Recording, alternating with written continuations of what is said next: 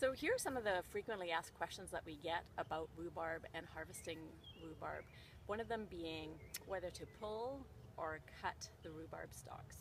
Now ideally you would use your hands and go in and pull the rhubarb stalks, but if it's really difficult to get into your rhubarb plant, then it's okay to use a knife. The plant will recover a little bit more quickly if you pull, but there you have it. If you need to, you can cut the stalks. The question that we get is, how do I know if my rhubarb is ripe? Well, the key to judging whether or not rhubarb is ripe is the size of the stalks and leaves, not the color of the plant.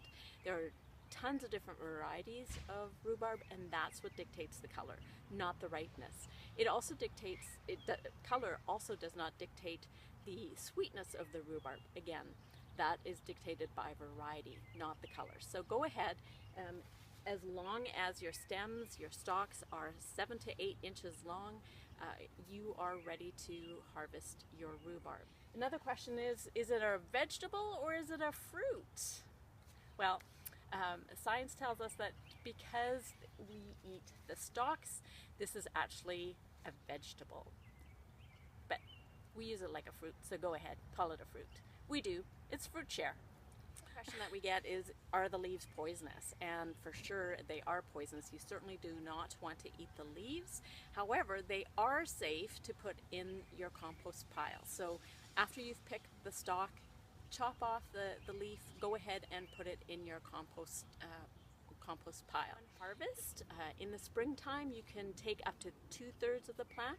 Later in the fall and in the summer, you want to leave more of the plant so that it can go into winter being strong and healthy. So in the fall, harvest about 1/3, leave 2/3 of the plant in the garden.